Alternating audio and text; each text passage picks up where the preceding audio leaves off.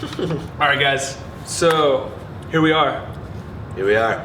I guess this is a special edition of It's My Turn. I'm doing an interview of a wonderful man. No, stop. No, just the absolute king of the castle. No, jeez. I don't know how to pronounce his last name. No one does. So, Dominic is your full first name. My full first name. And my last name is Paskowski. Okay, Dominic Paskowski.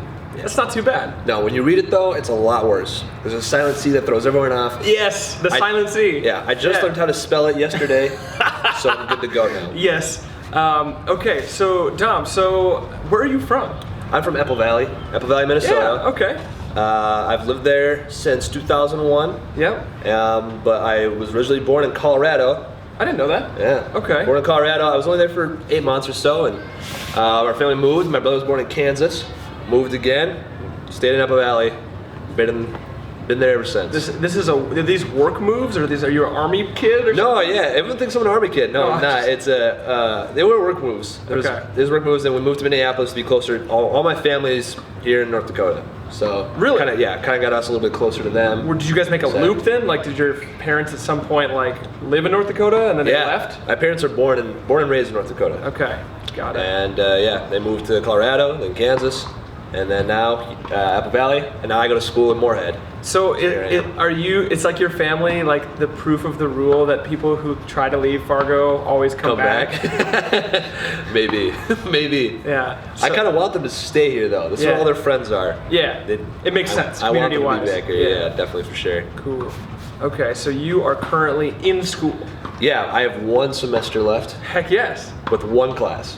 Is it this semester that we're in right now? Yes. Are you taking 1 class right now? Yes. What's your class? It's That's the name of it. Yeah. You go there, it's just nothing. It's music, entrepreneurship, and some other BS. And it's I got advised poorly.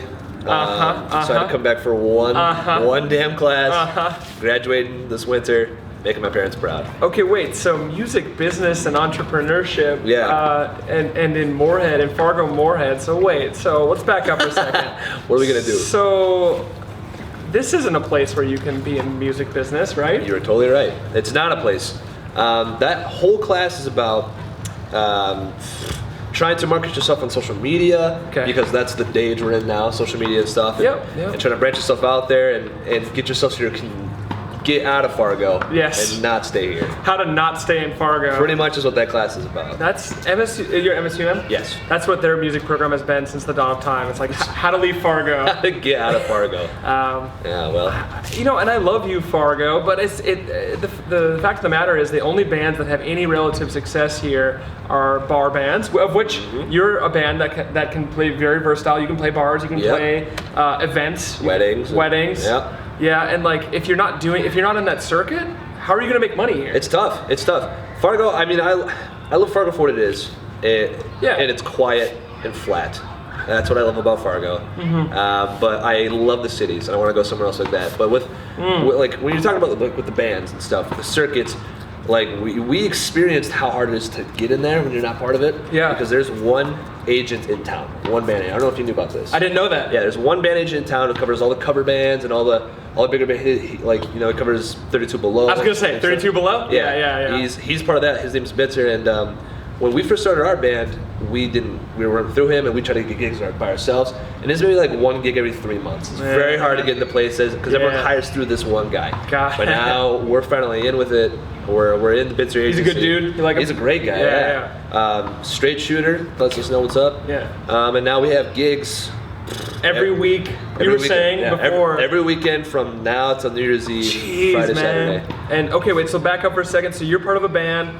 What's the name of your band? Downtown Sound. Okay, we're gonna have a link to Downtown Sound below. We do have a YouTube page, so check it out. We'll link to their page. And you guys play whatever. You play any type of music. Yeah, we play everything from the 70s to today: pop, rock, country, a little bit of rap, blues, jazz. You guys make funny, YouTube videos where you guys are singing 4-part harmonies and stuff. Our emphasis is harmonies. We work on that all the time. It's really fun. I love it a lot. And what instrument do you play for them? Play the drums. Oh, you're a drummer. Play the drums, and I sing background. Yes. And rap. the song. Yes. And how long have you guys been a group together? We started, boy, I think we started like November 2014. Okay. So a little bit of time now, yeah? Yeah, but our first gig wasn't until May 2015. We actually got sidetracked when we first started. There was an original theater production at the school called The Scream. Okay. And they asked us, they originally came to us and they said, can you guys write us music for our original production? And we were like, maybe, like, are we gonna get paid? And they're like, yeah, we'll pay you $100. You only have to write 3 songs. 3 songs for $100? Easy, sure. Piece of cake. Yeah. You can do it, no problem. Yeah. We agreed to it, signed on. Pay did not change, but the song increased a lot. Okay. And instead of making 3 songs, we ended up making 16 for them, I think. No way. Yeah. Like a full album. Yeah, like that's what they wanted. So we have the full album too. So we made 16 songs for them. Did you professionally record that, or? Yeah, we do. We have it on CD. Do you like how it sounds? I do. I like it a lot. I think it sounds cool. But okay, link to that below. We'll link it too. Yeah. The whole so the music for this theater production, it's called The Scream. It's a Greek tragedy about sex. I've heard about this. Yeah. About like sex and stuff. It's very dirty. We wrote the original soundtrack to it. Yeah. It took probably 5 months to write all the music and figure it out. Yeah. Practice with them every single night. Oh, kind of going, and it was a blast. Like, it was a great experience, and we won an award for it. Really? Yeah, we won. Congratulations. Thank you. We won Best Original Sound Design at the KCACTF, I believe, in Minneapolis. Yeah. So that was awesome. And all 4 of you guys, like, going to practice every night for the specific thing didn't wear you out? You were okay? Morale was okay? Well, yeah, I think that's the best part is, like, we're all really close friends. We're all good times. Yeah. I would say, it wore us down, but it was also, like, it was fun. You know what I mean? Like, I had nothing else going on. There was no risk of one of you guys, like, cutting ship? No. That's not a metaphor, but cutting out and being I'm done. No. Jumping ship. No, it was really fun. It was really good. We all stayed a little ahead somehow. The only time we were actually upset with each other is writing the music. Yeah. That took a lot of long nights. Was there creative differences? Like, yes. Actually, wait. Let's go into that for a second. So, writing a song for you guys, I think that a lot of artists, a lot of creative people, when it's collaborative, that's when things start to get really tricky, right? I mean, you get all sorts of ideas. Usually in many bands, there's that lead person, and they're the songwriter. They're someone that comes with most of the ideas, and then the guitarist adds a little thing on top of it, and the bass player finds the bass line, and the drummer just kind of is like, this is what throws on the groove. Required. Definitely. So is that how your band works? Do you guys have a different process? Is it all 5 or 4 of you collaborative, or is it like one guy brings it and then the other 3 kind of build around it? It's kind of 50-50, I'd say. Because when we first started writing the music, like, all of us can write music and we can compose different parts. We don't like, I'm not gonna come in and just bring in a drum part and be like, all right, build around this. You know what I mean? Yeah. So I can write the chords and stuff. So me and a friend of mine in the band, when we first got this project to write these songs, we wrote out 4 or 5 different ideas based on what they kind of wanted. Sweet. But then our other band member, who's great, he keeps us in check. He's very like OCD. Which band member is this? What's Dylan. His name's Dylan. Yeah, Dylan. He's our kind of our front man. He's our lead guy. Sweet. He's very OCD, kind of plan A kind of guy. Yeah. He listened to our songs and then he read the script and he's like, these don't really match the tone. And we're like, there you go. Shoot, like, I guess you're right, but kind of upset at us because we spent time writing these songs. Right? So we kind of started all over and scratched it up and then we kind of just built it up together with the kind of the chords we had, but changing like the style and changing all that. Sure. Our bass player Joel, who played in the Scream with us, that was just the only. I mean, he can write music too, but that situation was we kind of asked him last second, like, "Hey, can you play bass for us?"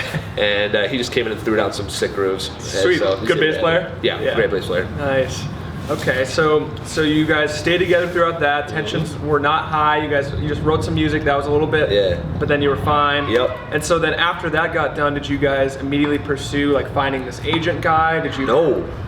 We try to make it on your own. Yeah, we tried to because Dylan, he had past bands.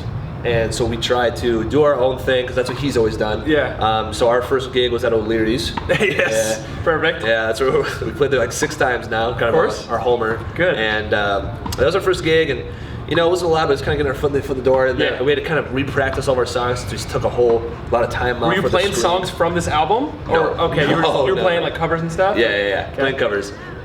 So we did that, and then I think we had a first gig at O'Leary's in May. Yeah. I don't think we had our second gig, and it was at O'Leary's again until September. Okay. I don't think we had our third gig until the Knickerbocker Liquor Locker in December. Got it. So like 3 gigs in the span of like, Lord. 8 months. Yeah. So and it was tough. It really was. Yeah, and, that sucks.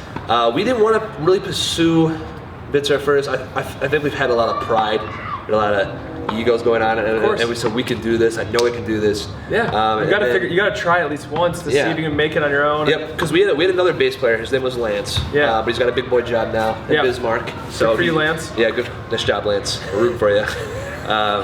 He can't make it to our gigs anymore. He can make the practice. Got it. So that's when Joel, who played us on the Scream, we integrated him in, and he's great. He's fantastic. So he's been our bass player, and he's the kind of one who pushed the Bitzer thing. He's been with bands before, who's kind of ran through Bitzer. Got it. And he pushed that a lot, so we gave it a try, and we asked him, and Bitzer actually spoke out to us first. He saw our harmony videos you're talking about online. Yeah. And he was like, fuck yeah, I love that. And he brought us in, and he was like, I think you guys are really good, which, I mean, if you heard it, that's not true, but it's super nice. It does sound good, actually. I've listened to a lot of it. It sounds really good. Thank you. So he signed us on, and he said, yeah, we'll start off slow, we'll see how it goes, but we've been hitting it hard ever since. And now we're on their website. I think we're official now. So I mean, I just random aside. We don't have to keep this in. Is the cash flow okay? You guys are making a little money? Yeah. Cool. I mean, enough to drive there and back and cover gas. And I mean, regardless if you want to use the details or not. But I know last weekend we got paid $1,000, 2 shows. So that's a nice payout. I mean, it actually makes it worth it. You feel like you're getting compensated. For sure. Like, hey, we put in the hours of practice and we got mad at each other and we did creative differences for this money. It's not just the 3 hours you're on stage. The most we've ever gotten paid for a gig is $1,600 so far. That's a great payout, though. I like it. It's really, really nice. So we're hoping pretty big, pretty big show, like good crowd, or our crowds have been so our crowds have been big. Tell me about this. Yeah. We have people that come to our shows. Yeah. Give a draw. Please don't think we're lame. Yeah. People do come, but it seems like lately we've been competing with a lot of the bigger things going on in town. We played the Pickle Parrot. I mean, later the night it was bumping like a Pickle Parrot always gets, you know. But that day was the Rip Fest. So our first 2 sets, no one there. Yeah. That happens though. That's how it goes. On Friday, we just played Friday at O'Leary's. Which was great, But Tripwire was downtown. Oh gosh. Johnny Holm was downtown. 3 of our friends' bands were downtown, and the Ludacris B.O.B. concert was going on. So how are you gonna have a huge draw? Yeah, what I mean, it's tough. But when we have fun shows, or like when a lot of crowds come, it's a blast. I expect that to be the case at the end of the month. We're playing at Dempsey's. Hell yeah! It's gonna be a blast. Actually, let me know, and I'll be there. Good. Please come. Tripping over people. Please come. Okay. Nice. So you had the 3 shows last year, and then you had Joel come in, and he was like, it's Bitzer. That's his name. Yep, Bitzer. So you brought in Bitzer. So now you're things are ramping up for you guys. So I mean, do you guys have? I mean, this is probably a big question, but do you guys have like big city dreams for this band, or is it kind of like hey, we're gonna let this be what it is for right now and just see where it goes? Well, I have big dreams. You have big dreams, and I want to do a lot of different things. I mean, like so you're like an ENFP or something. Yeah. Music, film, comedy, like all this stuff. You definitely are. I'm also an ENFP. Anyway, I got you. Yeah, exactly. So I want to do it all. I want to do it all. I've told I've talked to roommates about it. And I, with my girlfriend, who's my girlfriend for 3 years, we've been talking, and we want to move. We want to move to Minneapolis. Hell yeah! And sounds like a good idea. Yes, exactly. I might be doing the same thing. We'll see you there. We'll talk. So I want to do. I want to go maybe in June, at latest maybe September is when I would like to move there. And I've been talking to the guys, and what's great though is all of them are super down to go. Yeah. All the guys will be graduated by May. Okay. So they're like, I would like to move in June or September too. So we're gonna see if we can't push our gigs kind of more down south and kind of just pick up ship and go there. Yeah. As far as like on the big scheme of our band, I would love to keep doing it. It's something I don't know if it's something I want to do forever, but it kind of depends on the direction we go. Sure. Cover band wise, it's super fun, great money. I don't know if I want to do it forever, but we write a lot of originals, like I just said. And if we start incorporating originals here and there and start moving that direction, it'd be even more fun, I think, to kind of original. You actually care about the music you're playing. Yeah. It feels like you have ownership of it. It's entirely yours. You're a creative thing that other people are responding to, and that you can't. I don't think you can beat like I've created this thing and you're responding to this thing I created versus we're reenacting some other person's story. Artwork, yeah, exactly. In our own way. Yeah. So that's the direction I want to move. Or I'd like our band to move into, is doing that. But I'm just glad that everyone wants to go to Minneapolis with me. Yeah. So everyone wants to pick up ship and go. Yeah. That's freaking awesome. That's so cool. These dudes sound like a bunch of great dudes. They're great guys. Yeah. So I'll see you there in Minneapolis. Yeah, we'll talk after I turn the camera off about all that. But dude, I mean, you got something there with regard to Minneapolis. It's truly a great city. It's thriving in this Midwestern area. Like Minneapolis is phenomenal. I mean, rest in peace, Prince. But like, there's been some really great stuff to come out of Minneapolis. And as far as the things that I'm passionate about, you mentioned being passionate about all these different things. Like improv scene there is phenomenal. Yep. The music scene there is phenomenal. Yep. I'm a swing dancer, and the swing dance scene, you wouldn't know this, but swing dance scene there is phenomenal. Yeah, sure you do. So I wanted to ask you actually on that. So you're a very creative person, and you kind of have a finger in everything, right? I mean, when we met, I came to improv practice, and we met, and I was like, you're in this improv troupe in Fargo, the only professional improv troupe in Fargo, and you were killing it there. You had a bunch of great shows right away when I joined. I was like, Dom, teach me how. Like I was so nervous, and I wish I felt the same way. Yeah, I know. No, but so you do a bunch of different stuff. I mean, what other stuff do you do besides the band that you're in? Well, I also, besides, my brief, or I was not brief, I was pretty long, with Lion Benders, who I still love. I love them. I would love to keep doing it, and I just don't know if the time. You have gigs every weekend. Right. And we have shows every other weekend. Right? Yeah, so it's tough to do that. It'd be literally just for like practice and fun. Yeah. But we'll see. But like, besides doing that, I love filming. I love doing film stuff. You have your own YouTube channel. I do have my own YouTube channel. Also, link below. Exactly. And that's Domguy, Pac-Man. No, what is it? Close. Domguy Pazman. Pazman. I took out the C for everyone out home. Yeah. It's a lot easier. Domguy Pazman. And it's been going really well. I actually started that channel like 8 years ago. Yeah. And it's something I wanted to do. Same, dude. I've always wanted to have a YouTube channel. I've always wanted to do it, but like my friends were never they never really wanted to be a part of it. It's really hard to do it by yourself, I feel like. Yeah. It's really tough. I know some people can do it, but that's not the direction I want to go with it. I'd like to do it with other people. It depends on the content that you want to make. Definitely. If you're doing unboxings, you can do that by yourself. For sure. If you're doing like how-to, like wood shop videos, you can do that by yourself. Video game generally too, you can do by yourself. Yeah. All the video game people. What's his name? PewDiePie. Like all those guys. Isn't he the most highly paid? 48 million subscribers. 38 million. But like, and even like Casey Neistat and all those like vloggers, like you can do some of that stuff by yourself, but ultimately if you're trying to make sketch comedy, if you're trying to make funny music videos, you gotta do that with like 5 to 10 other people. And it's more fun to me. It's more fun, I started the channel like 8 years ago, but my friends were really about helping me out, and it's really hard to do, and I didn't really have a camera either. So I picked it up again this past January. Sweet. Hit it hard. I had 20 subscribers on there already. I just broke 100 this summer. Yes! So I was really pumped about that. I'm at 104 right now. Me and Paul just went from 20 to 65 right now. It feels great too. It feels great. Yeah. When I got to 100, I was very excited. It seems like a small number when you see the PewDiePie stuff like that. But like when you think about 100 people, that's like if I had a film and I put it on a big projector and I set 100 people down in an auditorium, you'd be happy. I'd be super happy. You'd be like, seriously, you're looking at the stuff that I'm making every other week, like. So, chill out. So we're at sick of Gus. Gus, go get him. He's ready, dude. Look at him. He's ready. He's like, let me take care of this. So the goal I think by the end of this year is to get to 250 subscribers. Wow. To do that though, I need to post a lot more than I have been. I've been very busy. I've been getting distracted. But I have some really, what I think, awesome, funny, cool ideas that I think could just really take my channel off towards that direction. So sweet. I'm hoping for it. But that's the goal. 1 year from now, at least 1,000. Yeah. 5 years from now, 1 million. That's the goal. No laughter required, dude. I totally agree. Paul and I are trying to do the same thing, and we're thinking about some subs, and we're thinking about making good videos. So there's this intellectual lady I respect a lot. Her name's Maria Popova, but she said the worst thing you can do is call your videos content, and she said that devalues it. So I'm trying not to say content, but anyway, making good stuff that people want to see, that they want to watch, that they want to interact with. Yeah.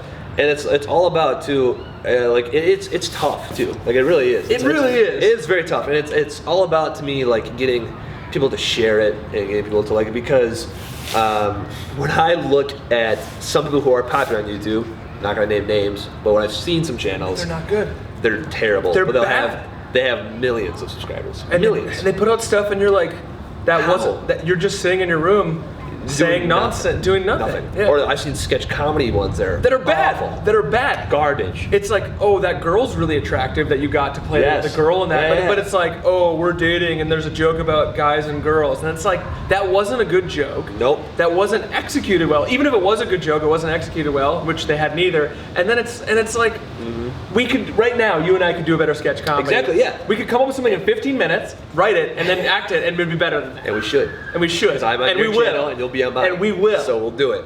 But like, I totally agree, because, for example, like, I'm not trying to sound like big-headed or anything, but like I did the Pokemon Go theme song on my channel, right? Yes, I saw that. I watched that. And I was, really proud of it. People were saying like they love the song so much, all my lyrics, they they really enjoyed it a lot. And a different channel did one too. A lot of people did them actually. Yeah. A Pokemon Go theme song, and this one group he did it, and it just had a really hot chick in it. Just boobs busting out the whole time. Lyrics weren't even that great, to be honest. A lot of people told me that, and but he has 2 million views. Yeah, 2 million more views than I do. I have 700 views on it, which I like. That's awesome. Yep. But like, he's got 2 million some views, and it's like how can I get to that point? Because like I know it, like deep inside, like I feel it that it's better. Yeah. So how do I get it better? And that's the challenge of like the YouTube thing is. Well, okay, so you just asked that question. Let's pose that question, right? So how do we get the YouTube channel to the next level, right? I mean, obviously the number one rule that you and I both know is make good stuff, make good content. And just so all of my viewers are aware, obviously I'm still toying with this vlog idea, and sometimes I put out daily vlogs that are like, that's fine. But ultimately, I'm gonna try to keep improving the process, putting out better and better stuff. So we know that. So now that we're trying to put out good content, what else can we do? What do you think you can do, I can do, starting? So, and this is the thing that's tough, because YouTube, I've been an avid follower of YouTube like recently, like just because I've been going into it. Yeah. And it's changed in not a great way, in my opinion. It's not the best. I would say, like, to be popular on YouTube, which is something I will not do because I don't want to do it. Yeah. You have to hit the hot topics, make videos about that. A big thing right now is drama, on YouTube. Yeah. So you throw your 2 cents in, so you name drop on videos, clickbait titles, clickbait thumbnails. Like that's the way to do it. It honestly is, and that's going to get more people to like see that stuff and can do it. But I don't want to do it that way. You know what I mean? But as far as like realistically how to get more people on YouTube, that will help you. Yeah. What I want to try to do, and the thing that I believe that can help, is just to keep pushing good content, and I believe eventually one of them will catch, and one of them will hit go viral. Yeah, and like if you just keep believing in yourself and do that, and like if people keep sharing your stuff and share this and that. I don't know if you saw, like, I didn't really put it on my YouTube channel, but if you saw the shirt video I made for Downtown Sound. Yes, I did that too. Yeah, which is seen on most of your videos. Thank you. Yeah, which is awesome. And that video did really, really well on Facebook, but because it got like 50 shares. Yeah, that's the most shares I've ever seen on like one of my videos. That's huge. And that's like to help it like get more views, you need those shares. Yeah. So it's also like, again, with anything you do in the creative industry, you need connections, you need friends. Can't be a jerk. Got to be a good person, because people need to want to support you and want to work with you too. Yeah. And if you have the support of the work, I just feel like if you just keep trying, you'll get there. You know I think so. I think it's that diligence, that persistence, that continued effort. Because it's going to be a lot more satisfying if you, like, let's say you post a video, a vlog of some sort, and it blows up, right? Yep. But you did it your way with all these clickbait titles and everything. Yeah. It's going to feel a lot better at the end of the run. It's such a philosophical question, though, because the clickbait stuff, that's the stuff that works. It works. And as far as the thing that ignites something into viral, I mean, we can talk about going viral and what that is. I mean, ultimately, you make something that's so good that they can't not share it, right? Yep. And so the only videos that do that tend to be videos that make you laugh a lot or that make you like cry a lot. I mean, there's some other emotions that work in there, like there's certainly political stuff, anger stuff. Yeah. But I mean, that's I guess going back to what you were saying about hot topics too. I mean, basically being able to like right now commenting about Trump and Hillary and the election, and it's like stuff that like I don't really in my personal life care about or want to cover. But ultimately, if I wanted to get more YouTube subs, it's like totally could. You could. I mean, yeah, either make comedy about Trump, and maybe that would make comedy about Trump. But I feel like that's like okay, Like, like I've thought about in my head making a song about like the presidential election. Let's do that. Let's do it. Let's do it. Yeah, and like to me that's like funny and that's like cool. And like yes, you're hitting like the hot topic right now, but you're doing it in like a different way. That is creative, Where I'm talking more of like when you're hitting the hot topic when let's say if we're talking about PewDiePie name dropping, so I'm sure the views will skyrocket. Yeah. We'll put that as a tag. But if you're talking about something like that, and let's say he gets in trouble or something, and like that, and average Twitter send it in, you can easily do that. Just to tell like here's why PewDiePie effed up, and then bam, people are gonna come check that out. 20,000 views. Yeah. Right. Yeah. Just because. But that to me takes zero creativity. Yeah. And a lot of people do stuff like that. Are you willing to sacrifice your integrity to make a couple videos like that to get subs? No. Okay. No, I'm not. Okay. I mean, like I'll do the hot topics, but I want to do it in a creative way. Yep. And I always try to make sure I do videos to me that are creative and that they're fun for me to make. Yeah. You know what I mean? I don't want to just sit there and try to be reactionary to other stuff happening. And or do whatever's hot at the moment because I want to also prove that like I have creative talent. One of my favorite YouTubers who I've been subscribed to since 2006. Yeah. Ryan Higa. Okay, I don't know him. It's Niga Higa. He's, I think, in my personal opinion, I know Smosh still does it too. They do creative sketch, but Niga Higa to me is like the most creative guy who's stuck to his guns for this long. Yeah. Every big YouTuber signs on with a multi-channel network to get them more subs, more money, and I've looked into that too. And that's also 50-50 kind of sketch, kind of do that, but I'll get you more money, I'll get you more payouts, stuff like that. He's the only person I know who is not signed on. Never did it. Yeah, he's never done it. He releases videos when he wants to. He puts in like hours and hours and hours of prep, and every time he releases one, I'm always impressed. And the creativity that he puts in it is like insane. Okay. And he's got like 16 million subscribers. Been doing it for a long time. Jeez. Yeah. Okay. So check him out if you can. Yeah, I'll look at it. Yeah. But he's someone that I look up to as far as like creativity and sticking to your guns and do what you want to do. Yeah, I never thought Smosh was that his name, Smosh? Yeah. I never thought he was funny. Well, it's to be fair, it's catered for kids. It really is. Like the 9 to 13 crowd. Yeah. Like that's the kind of humor. Like I love Smosh. I loved Smosh, but I was also like that age at one time. Like I forget how much older I am than you. Right. Yeah. And nothing against Smosh, but I love them. But like that's the humor they shoot for. You know what I mean? It's something that teenage. I can't believe I missed that. I thought he was trying to like do people's own age, but no. And like they recognize that too. Like they're gonna cater to that audience and like that's a huge market. Yeah. The guy that I shoot vlogs with, Paul, he was saying that the largest age bracket, or something like one of the largest age brackets on YouTube, is like keep drinking, is like the 10 to 14 age bracket, and they watch the Casey. They watch him just to know what adults do every day. Yeah, they're curious about it. They're like, what do adults? They're curious about what does someone do when they wake up when they don't have to like go to school. That's the thing with vlogging is like it can be interesting, especially for someone like Casey Neistat, because he does cool things. He lives in New York, which is always fun. Hangs out with Justin Bieber, right? And you can see the New York stuff like that, and that's what gets vlog videos way bigger, obviously. Yeah. Having a sexy life. Yeah. Somebody else I know he vlogs all the time too. He's got a lot of subscribers. Yeah. And he just travels to like beautiful places like that. Of course. And every shot's golden. Yeah, and you want to watch that because it's like whoa, what is that place like? And so do you watch YouTube videos then? All the time. Yeah. I would say out of the things I watch, 90% is YouTube. Yeah. 10% is Netflix. Or let me say 8% is Netflix, and 2% is football. Something else. Football's on. Yeah. Okay. Football. Yeah, that's what we'll call it. That's cool. When football's on. So yeah. Cool. That's and I've been watching nonstop and hearing about all the things that go on in the YouTube community. There's so many people to follow, so many great guys out there. I've been subscribed to for a long time. Phil DeFranco's one of them. I love Philly. Yeah, Philly D. Sexy Phil. Yeah, dude. 06, Sexy Phil. I watched. Is that? Did he change his name? Yeah, well, it's just Phil DeFranco now. Okay, that's funny. Yeah, the Sexy Phil days. That's sexy. Yeah. Yeah, I remember watching him in 2007 and 8, and when he was getting started, and I hated the fact that he went for the hot topics, but at the same time, like he had this really just straight talking, like I'm just like you type approach, and I loved that. I loved that. To me, in my opinion, his videos and content have gotten way better in the past 6 months. Yeah. Because he's been doing the same thing, talking about the hot topics, but he says it from more of like a discussion standpoint. Yep. He gives his thought process on it. He gives what he says, but he goes, but feel free to disagree and talk to about it in the comments and like go ahead from it. Yeah. He gives like his, and usually 9 times out of 10, I agree with everything he has to say about it. I think so too, right? Yeah, usually he's a pretty thoughtful guy. Yeah, he's pretty level-headed. Yeah. So I'm happy he's found success. I listened to a podcast by Shay Carl. Yeah, I used to watch Shay Carl all the time. Shaytards. The Shaytards. His podcast with Tim Ferriss is one of the best podcasts I've ever heard.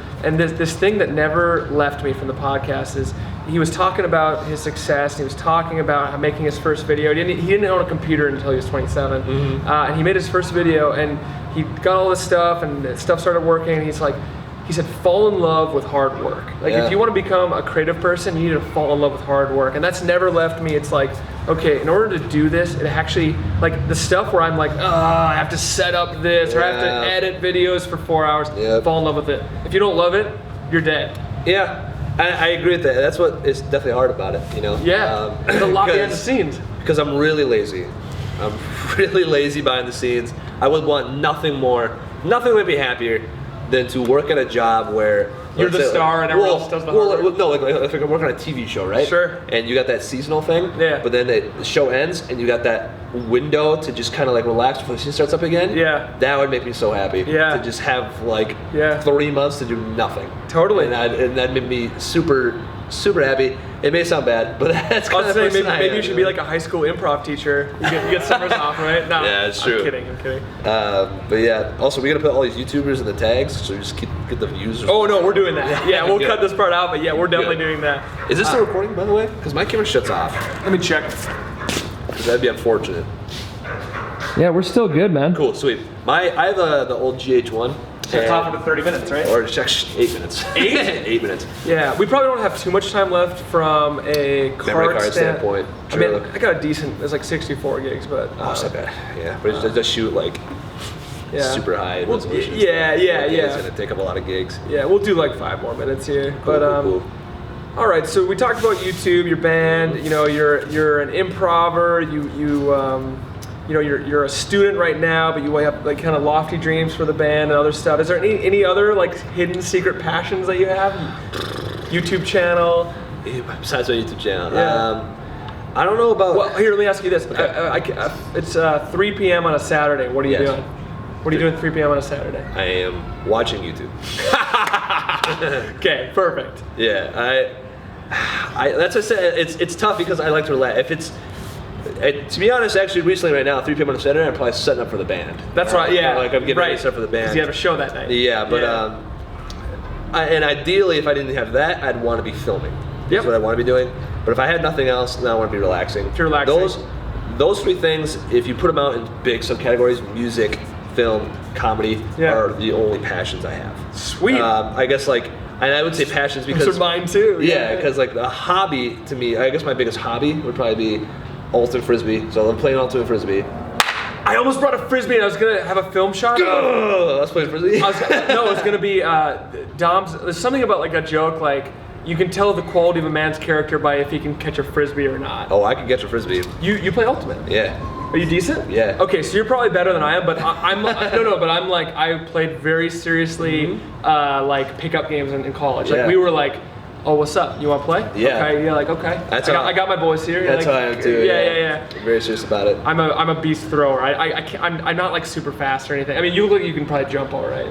I do okay. My knees are kind of bad. Yeah. I've got Osgood in both my knees, but I like to throw a lot too. But I also like to make the deep catches and stuff. I love to track. You ever play around here? Do you play in college or anything? Well, I played intramurals for my school. Sweet. But there's like I wouldn't say professional, but like like a league team at Concordia. Oh, really? Which I've wanted to like go. I've been to a couple practices and I wanted to do that more, but that also has like time is also taking me away from that as well too. If I can find it, I haven't played ultimate frisbee in the longest time, and I would love to. Dude, we gotta get a game going. We should get a game going. If you know a lot of people, I know a couple people who'd love being on to play, and I'd be so down. Yeah. Okay. I don't have a lot of friends that are athletic anymore. Yeah. So, dude, I'm 29. I mean, so, we got beer guts galore up here. Yeah, exactly. I got me and my roommate who would love to play, and that's pretty much it. All right. So let's try to get one before it turns winter here. let's do it. Yeah. So Still summer. I love that.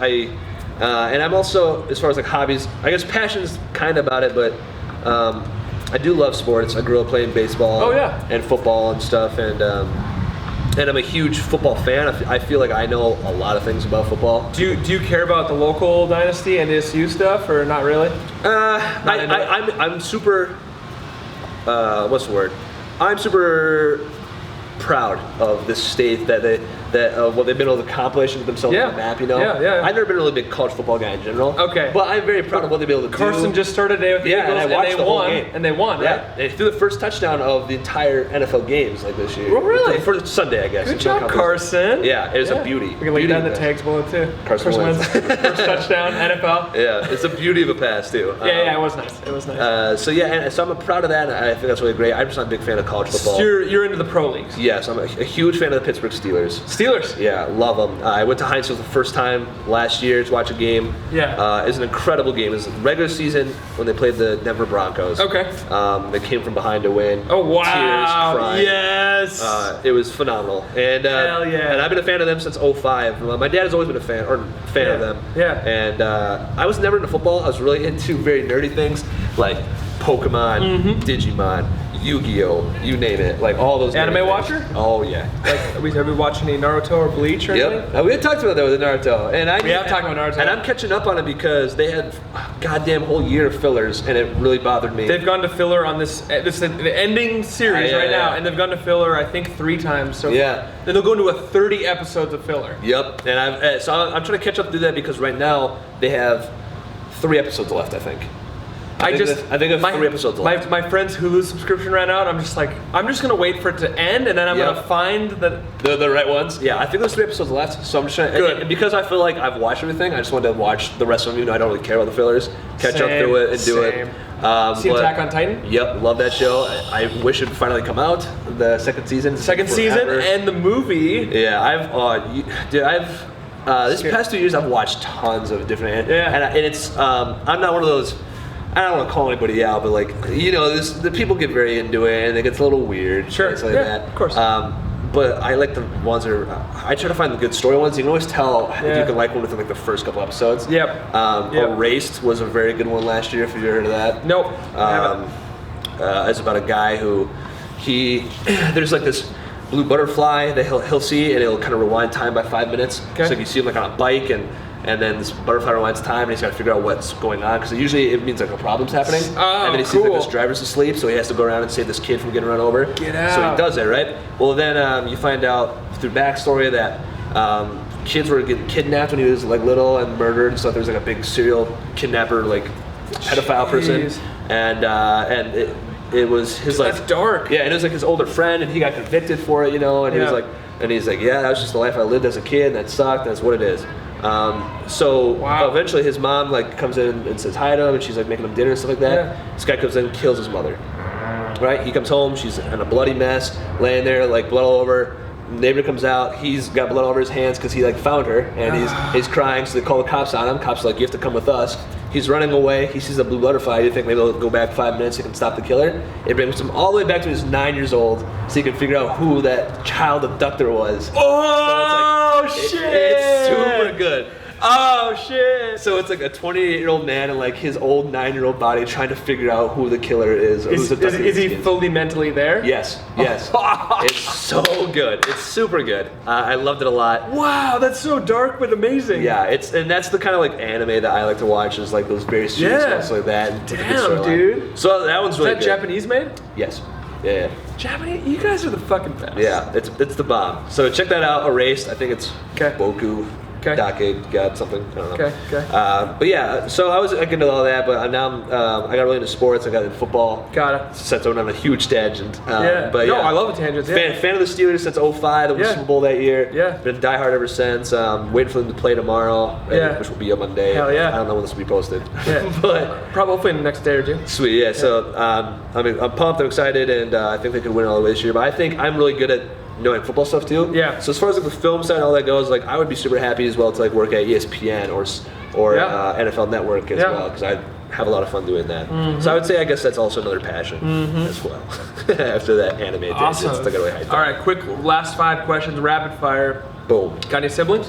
Yes, one. One sibling. What is? His name is Chris. He's younger. He's 20 years old. He goes to SDSU for physical therapy. SDSU? Yes, South Dakota. Got it. Very good. And your favorite meal? Spaghetti. Spaghetti. Mom's spaghetti. Mom's spaghetti. Nervous, was mom's. Yeah, I was gonna M&M right here. Yeah. Seriously though. Yeah, seriously. You love spaghetti. Mom's spaghetti. Love okay. it. Alrighty. And your favorite? Damn it! Your favorite video game? Madden. Madden. Which Madden? Any of them. I mean, like I progressed. I actually went to my first Madden tournament. Like a month ago. Tournament. Yeah, like an actual tournament. Oh, like we're competing and like and it's at a video game store, and it went to like 4 in the morning. Yes. And I got pretty far, but I didn't win the whole thing. But I don't have a lot of time for games anymore. But if I do, it's that, and I'm always down to play it. The moment that you realized you were a nerd. Out the womb. I would say. I feel like I didn't know what a nerd was. I mean, okay, so like TV was showing like a nerd was. But to me, that wasn't me. Yeah. Like I was into nerdy things, but I was like, but I'm not like, what's that one's name? Hey Arnold. Yeah. Oh, okay. The mouth breather. Oh gosh. Damn it. There's Helga Pataki. I just knew his name like the other day, and I don't remember it now. I don't got it either. But yeah, like that's to me was like what a nerd was. Sure. And that wasn't me. But it was like until I went to middle school. I went to Things. Yeah, super good. It's when I went to middle school, and I was wearing like a Yu-Gi-Oh t-shirt and shorts, and this kid went straight up to me and he's like, you're wearing that on your first day? And I was like, yeah. And he called me names that I won't say. But and then I was like, oh, I guess I'm not as cool as I thought I was. I guess whatever, I'm a nerd, dude. so yeah. And that's when I kind of figured that out. Excellent. And then the 5th thing, what's the first things you remember saying to your girlfriend?